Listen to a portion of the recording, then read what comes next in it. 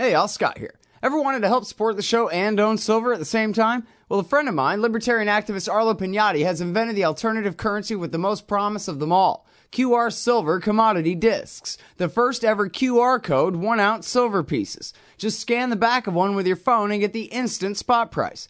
They're perfect for saving or spending at the market. And anyone who donates $100 or more to the Scott Horton Show at scotthorton.org/donate gets one. That's scotthorton.org/donate. And if you'd like to learn and order more, send them a message at commoditydiscs.com or check them out on Facebook at /commoditydiscs. And thanks. Hey, y'all, Scott here. On average, how much do you think these interviews are worth to you? Of course, I've never charged for my archives in a dozen years of doing this, and I'm not about to start. But at patreon.com/Scott Horton Show, you can name your own price to help support and make sure there's still new interviews to give away. So what do you think? 2 bits? $1.50? There are usually about 80 interviews per month, I guess, so take that into account. You can also cap the amount you'd be willing to spend in case things get out of hand around here. That's patreon.com/Scott Horton Show. And thanks, y'all. All right, you guys, it's the Scott Horton Show. Check out the full archives at scotthorton.org and at libertarianinstitute.org/Scott Horton Show. Follow me on Twitter at Scott Horton Show. All right, introducing Iona Craig. Again, writing for The Intercept, and again, writing about war crimes in Yemen. This one is called Villagers Say Yemeni Child Was Shot as He Tried to Flee Navy SEAL Raid. Welcome back to the show, Iona. How are you doing? I'm good. Thanks very much for having me. Very happy to have you here. Another sad story. Another successful raid, as they call it. A catastrophic success, as George W. Bush might say. 7 supposed Al-Qaeda members killed and 5 civilians as well. Yes, and another 5 injured from what the people in the village told me, yeah. And so can you tell us where exactly in Yemen is this? I presume in the south somewhere, this small village? No, it's actually sort of to the east of Sana'a. So if anything, it's sort of northeast, really, in a province called Mareb. It was actually only about 40 miles away from where I went to the raid in Al-Bayda, which happened on the 29th of January, and I visited that site about 11 days afterwards. This raid wasn't that far away from the first one, and Mareb is actually really the heart of the Saudi-led coalition, who are on one side in the civil war, where their troops are really based, and it's very close to the front lines of the fighting in Yemen's civil war as well. Okay, and then so can you go ahead and tell us your best understanding as to what happened here? Well, it was a very similar situation to the last time. They chose a near moonless night again, just before the holy month of Ramadan started. But this time they chose to come in on higher ground, whereas last time they'd had the disadvantage of the Navy SEALs when they came in on low ground. So they took the high ground outside the village first, and that's when the people inside the village first became aware that there were US soldiers on the ground, was when they heard then the firefight ensuing. And as that happened, and they were engaging with local tribesmen and what did appear to be some Al-Qaeda militants, people in the village then obviously woke up. It was about 1:30 a.m. in the morning. And then, as last time, Apache helicopters came in and started strafing the homes in the villages. And again, like last time, because people came afraid when these projectiles started firing into the roofs of their houses where they were sleeping, the women and children started to run out to try and escape that gunfire. And as they did, those Apache gunships opened fire on them. And this is how one of those civilians was killed, at least the 15-year-old boy that you mentioned at the beginning. And he was gunned down as he was running with women and children away from that Apache helicopter gunship fire. And the locals that spoke to me estimated there were between 40 to 60 soldiers, US Navy SEALs involved, and 8 to 9 attack helicopters and other aircraft that were involved in both bombing the village and with a helicopter gunship fire as well. I wonder, what difference does it make, as Hillary Clinton would say, but I wonder if, their information, their so-called intelligence had it that every house in this village supposedly was Al-Qaeda guys. You said they killed 7 people in one house who apparently that's not in dispute that those guys were AQAP fighters of whatever description. But then was this, I mean, I guess there's really no way to know, right? But they thought they were attacking a bunch of other Al-Qaeda too, or they thought this was collective punishment on the civilian population of this village, that's what you get for tolerating the presence of these Al-Qaeda guys. That's kind of what it sounds like to me. Exactly. It's not clear whether everybody, therefore, in the vicinity is seen as a threat, or perhaps even worse still, that this boy was singled out amongst the women and younger children he was running with because he's considered a military-age male from visibility. He was not armed, but as he would have been viewed from a distance, or perhaps aerial footage, as a male, he would be considered a military-age male. And we know, going back through the Obama administration, they're able to keep down the numbers of civilian casualties in drone strikes and military operations in Afghanistan and Iraq and elsewhere by counting any military-age male as a combatant. But as a 15-year-old, he's not even military age, but perhaps he was considered that from those viewing from afar. Mm-hmm. Oh, man. So, well, I don't know. I guess, have you ever seen, in terms of American policy in Yemen overall over the last couple of years, or maybe, you mentioned there's been at least 80 raids or strikes or so forth in Yemen this year under Donald Trump. Are there any indications that make you think that maybe there has been a change, that they're deliberately targeting civilians as Trump promised to do?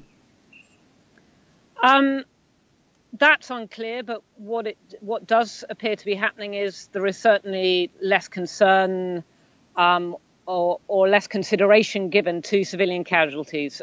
We now know, after what happened in the first raid, that Yemen is no longer considered an area of outside hostile activities, which means you have this change from the clear guidelines that were set out by the Obama administration, although not always adhered to, of avoiding near certainty that there will not be civilian casualties in these kind of operations. Whereas now the categorization that Yemen falls under is it being inside areas of hostile activity, means that those civilian casualties only have to be proportionate. Yet, of course, it is the American government that makes that decision about what is proportionate or not. But what we can see from these two raids is that there were 15 Al-Qaeda militants killed, but 31 civilians killed. So you've got double the number of civilians being killed, according to those on the ground, than you have Al-Qaeda members being killed, which I think by anybody's understanding for ratio-wise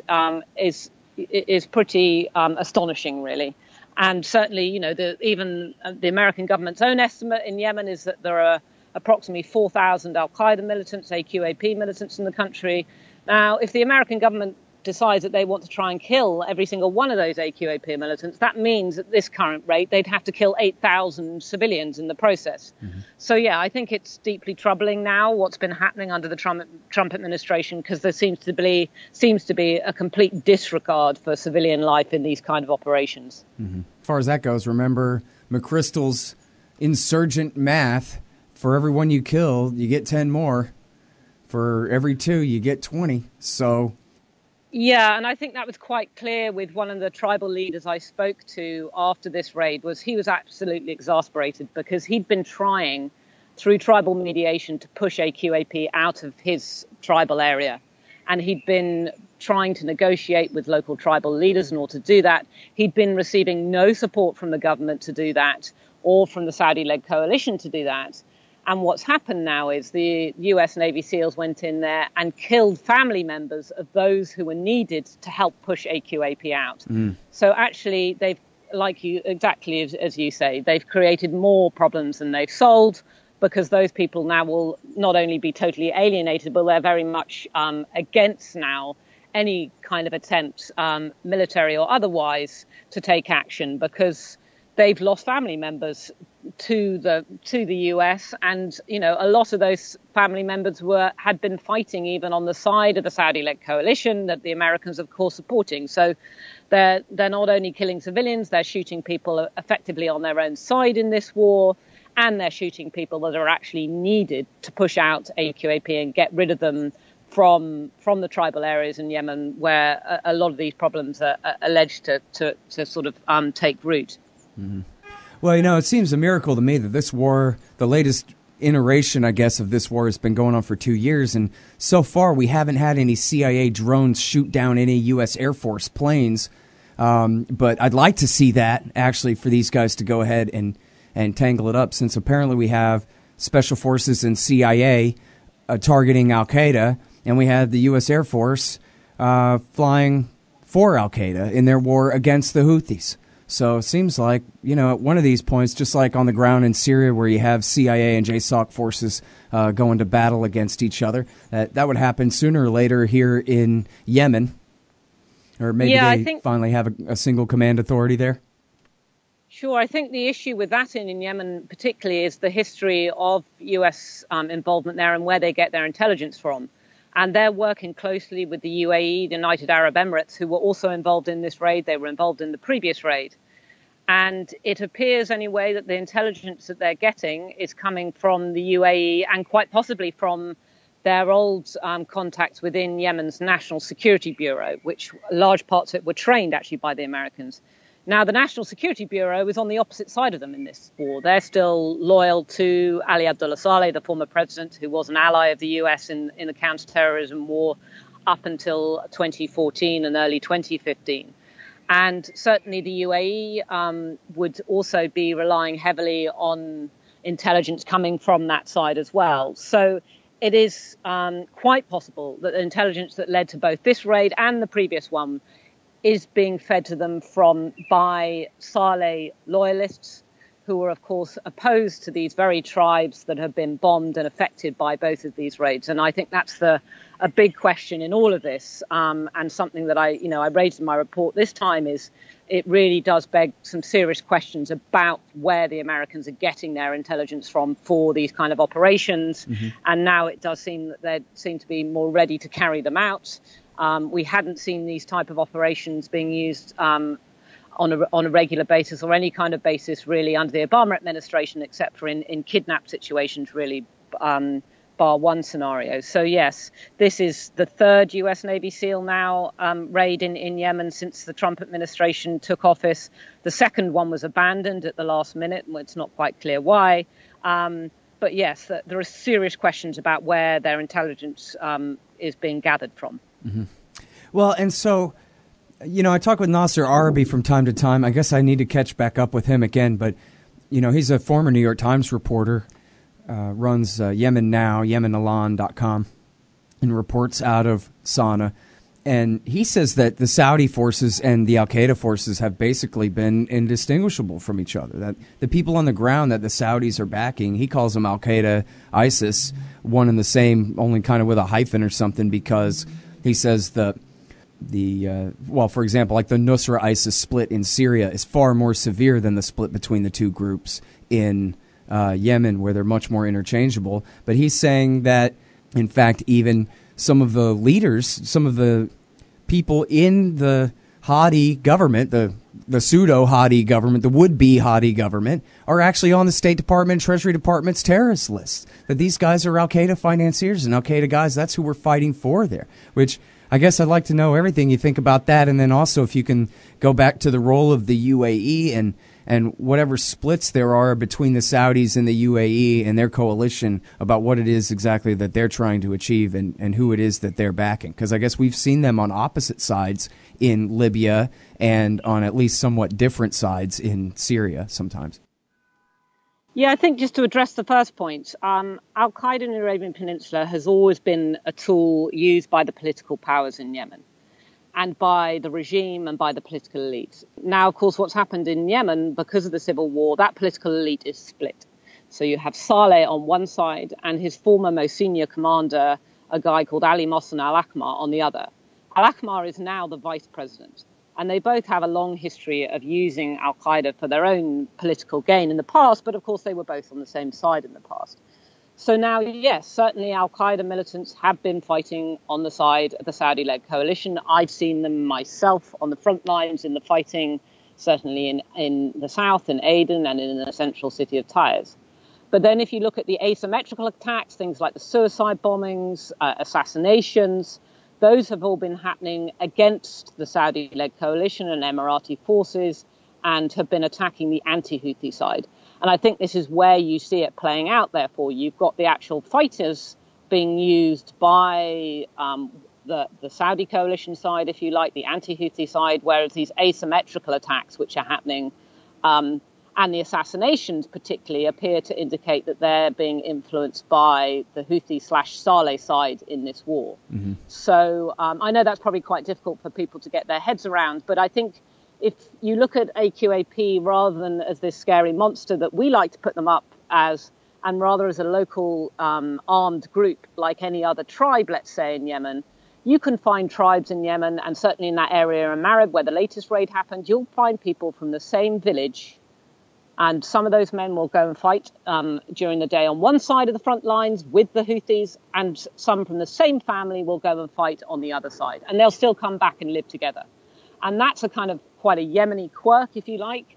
But that's the reality. That's what happens in this war. Mm-hmm. And so, yes, I would say both sides have been manipulating AQAP and using them for their own ends. And certainly there are fighters on the ground who are being both aided and supplied weapons by the Saudi-led coalition side in the conflict. The Saleh side of using them asymmetrically is much more murky, but there is data, quite clear data leading up to the war that shows that it was Saleh's opponents who were being killed off by the assassinations and asymmetrical attacks that were going on. Mm-hmm. To address your second point about the UAE and Saudi split, I think where we've seen that most obviously has been in the south, particularly in Aden. Even this week, there has been fighting between the UAE and the Hadi government.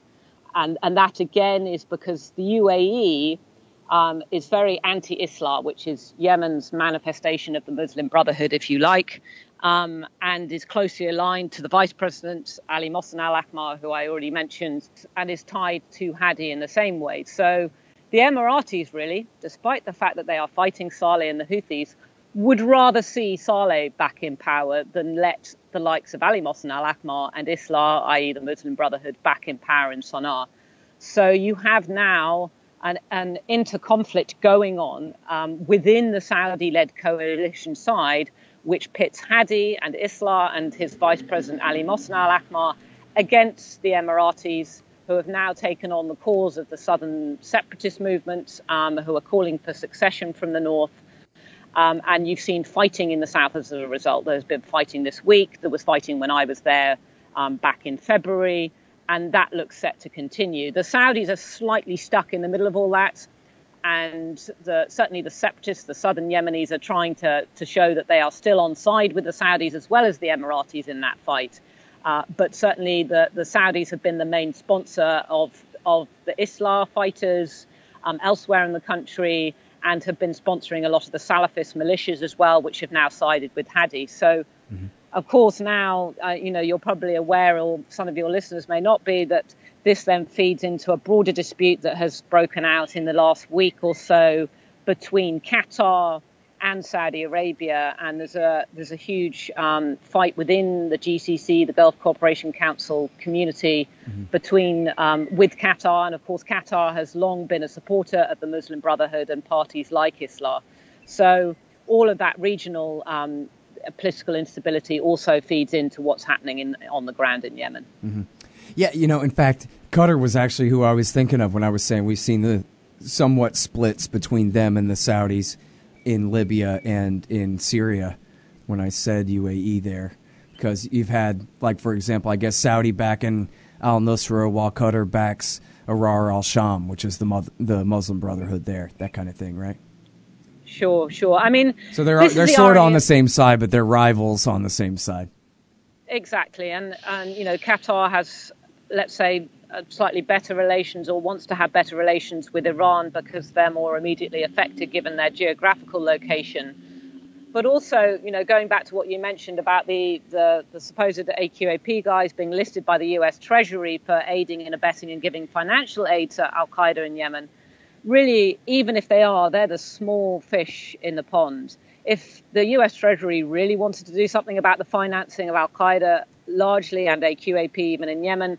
Then you'd go after the banking systems, which you will find in Kuwait and in Qatar and in the UAE. Those are where the big money is being stored, and that's where the large amounts of funding is coming from, and similarly in Saudi Arabia. But of course, those guys are all allies, given the US presence in Qatar, the US support for the UAE, and of course Saudi Arabia. They're not going to go after their financial institutions to stop their banking systems from rolling around tens, if not hundreds of millions of dollars. So instead, they're going after small fry who are dealing with small, maybe lightweight weapons handing over to Al-Qaeda and relatively small amounts of money on the ground in Yemen. They're pretty easy to go after. And yes, that's what's been happening at the moment. You've seen relatively unimportant individuals who are being listed by the US Treasury in Yemen who are really only operating at the behest of either the Hadi government or the Saudi-led coalition.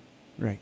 Hey, Al Sky here for Rye Guys t-shirts. Rye Guys, that's WRY guys.com. Great, irreverent, thought-provoking t-shirts upholding a pro-freedom perspective. Inspired by such classic humorists as Mark Twain, H.L. Mencken, and Oscar Wilde, they invoke the wit and wisdom of the past to satirize modern myths. These high-quality shirts for men and women look good and feel good, and they make great gifts. Use the coupon code SCOTT for 15% off. Rye Guys t-shirts at ryeguys.com. That's WRYguys.com. Hey, Al Scott Horton here to tell you about this great new book by Michael Swanson, The War State. In The War State, Swanson examines how Presidents Truman, Eisenhower, and Kennedy both expanded and fought to limit the rise of the new national security state after World War II. If this nation is ever to live up to its creed of liberty and prosperity for everyone, we are going to have to abolish the empire. Know your enemy. Get The War State by Michael Swanson. It's available at your local bookstore or at Amazon.com in Kindle or in paperback. Just click the book in the right margin at scotthorton.org or thewarstate.com. AKA the USA, which is behind all of this, and as you say, can put an end to it. The Treasury Department can flip a switch and turn off any bank in Kuwait. That's it. They don't even have to ask. They don't even have to do anything. You can do whatever they want. They're the U.S. Treasury Department is the definition of impunity, right? So any of this going on that they could stop and don't, we know that there's a reason why not.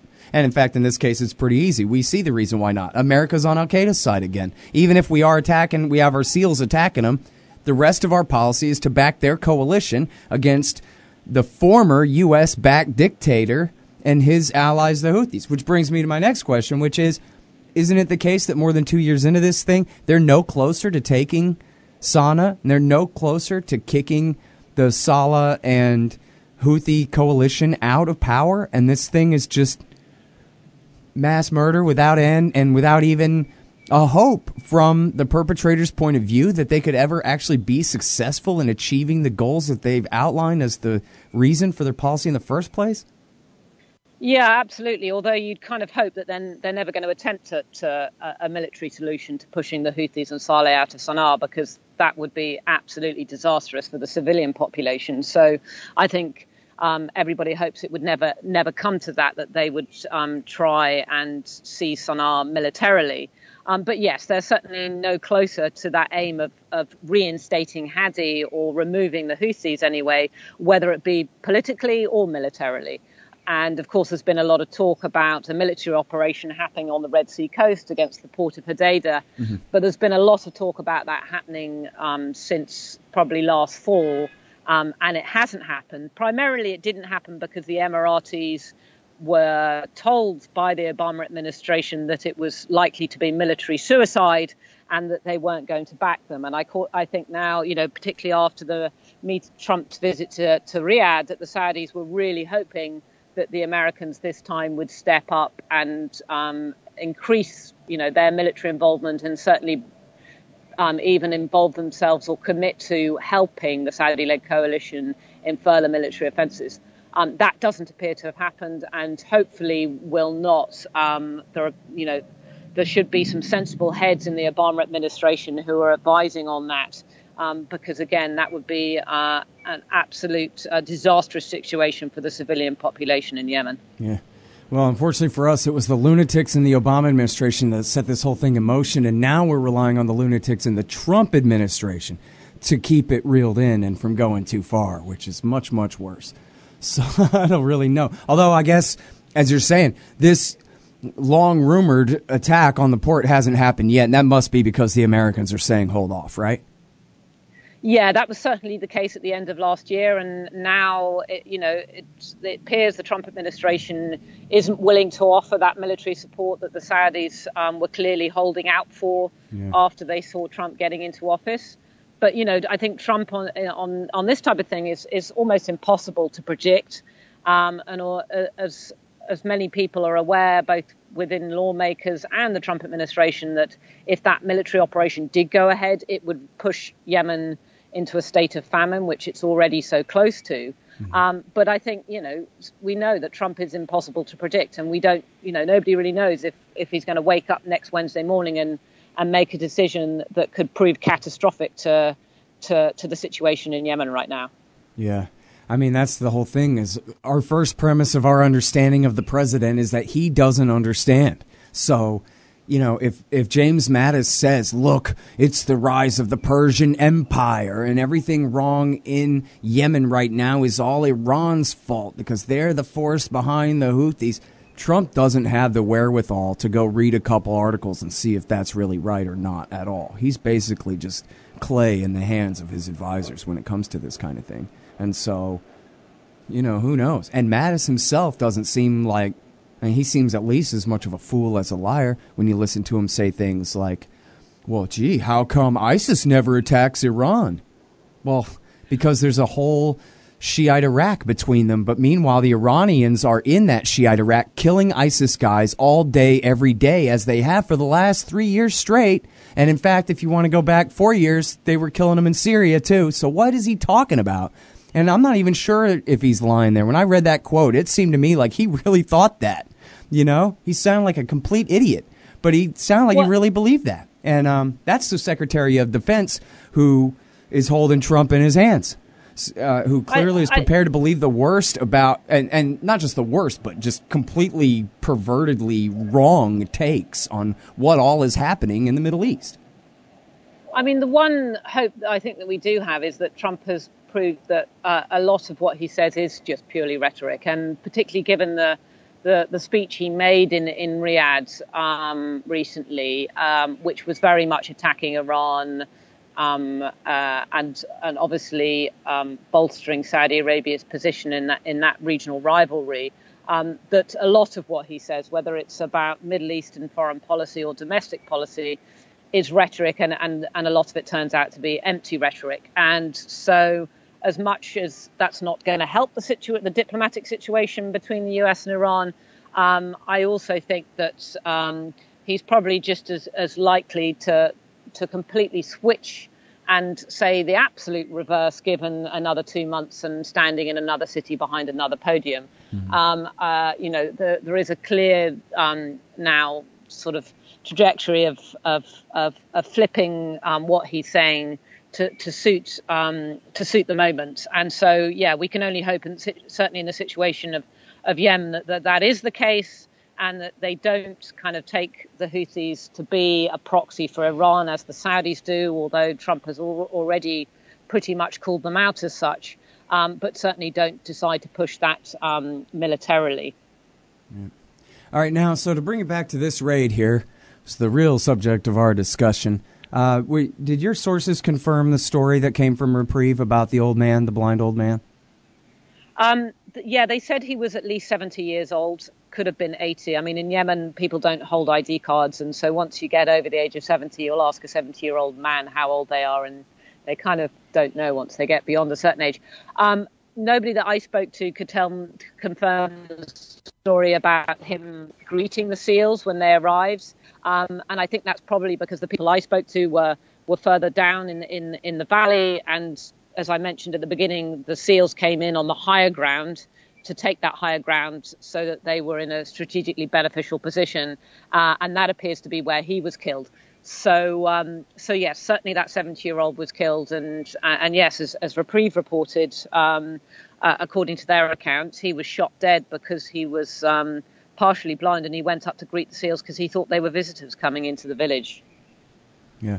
And, I think it's important. On one hand, it's, I hate to be a Stalinist, but the whole thing about the one death is a tragedy and a million is a statistic and all of that, You can on one hand say, yeah, there are, X digit number of people who are on the brink of starvation and this kind of thing. But I don't know. Maybe it helps people imagine the circumstances a little bit better if you put it in this context, where a bunch of shock troops arrive in black helicopters and then your grandpa goes out to see what's going on. Hey, guys, blam. Or maybe, my dad's old now. He's a grandpa now. So think about that. An old person that you love and care about, that they've made it 70 years through this life, and that's how they die, is being murdered by a bunch of foreign invading soldiers. And how you would feel about that, how people would react about that, and how, they don't ever really talk about the cost-benefit analysis here. Certainly not the cost for the other side. But that is important. I mean, even if we weren't talking about the way that it blows back and causes worse consequences later and drives up recruitment for the other guys and all that kind of thing. And just how wrong is it to murder some old grandpa? And how many of those is it okay to do in the name of, protecting from some larger threat? At some point, we got to ask who we are and what we're doing here, I think. And it's also the total lack of acknowledgement by CENTCOM or the US Defense Department to those civilian casualties. They put out a statement within hours of this operation having happened, and they mentioned, of course, the 7 al-Qaeda militants, but there's absolutely no mention of any civilian casualties, and then a quite quick denial that there are any credible reports of civilian casualties. And this happens time and time again. It happened under the Obama administration. It happened in the first Navy SEAL raid back on the 29th of January. It happened when I went down to the same area to cover the wedding strike that happened in Yemen when they killed 12 civilians in a wedding convoy under the Obama administration. And I think what sort of gets me is the automatic deference of the domestic American media in not questioning that, and is always taking the official version of events of totally credible and as absolute fact, and very rarely, if ever, questioning that, and even considering, local reports of civilian casualties. And I think, even though this has happened time and time again, there seems to be an automatic acceptance by the American press of the official version of events. And for me, it's quite clear that everybody should be extremely skeptical of anything that they're told by the government, particularly when it's happening tens of thousands of miles away. You only have to look at what happened in shooting incidents by the US police force, for example, back home, to know that the official version of events very rarely resembles actually what happened. So when that's happening many, many thousands of miles away, when they can almost guarantee that there will be nobody going in there to find out what really went on, that they can spin this as they like. And unfortunately, the press just appears to lap it up. Yeah. Well, gotta sell dish soap somehow, Well, I don't know. I'm sorry to be so flip about that. That really is the bottom line, though, right? Is war is good for ratings on cable TV. And beyond that, they don't care. So, it's not like they're going to cut off all their great administration and military sources by reporting critically on them one time and lose them as, bases of advertising dollars from now on. They just won't do it. Simple as that. They don't even need any further control than that. What are you going to do? Alienate your sources? No. Okay. Well, I got barred from the US Embassy in Sana'a for allegedly being an anti-American activist rather than a journalist. So I couldn't really give two hoots about their opinion of me. You've got your incentive structure set up right. I don't have to do access journalism. I'm not relying on these people to give me stories. That's not the kind of work that I do, thankfully. So, right. Yeah, that's the joy of access journalism. It all I get to say thankfully. Working relationships. So yeah. Yeah. No, thankfully that's my line. Thankfully, you don't do that kind of work. You do this stuff instead. Thank you very much for coming on my show to talk with me about it again. Not a problem. Always a pleasure, Scott. All right, you guys. That is Iona Craig. She's writing at The Intercept. Villagers say Yemeni child was shot as he tried to flee Navy SEAL raid, just like the mother last time, shot with the baby in her arms in the back as she's running away. ScottHorton.org, LibertarianInstitute.org/Scott Horton Show, and follow me on Twitter at Scott Horton Show. Thanks, you guys. So you're a libertarian, and you don't believe the propaganda about government awesomeness you were subjected to in 4th grade. You want real history and economics. Well, learn in your car from professors you can trust with Tom Woods' Liberty Classroom. And if you join through the Liberty Classroom link at scotthorton.org, we'll make a donation to support The Scott Horton Show. Liberty Classroom, the history and economics they didn't teach you.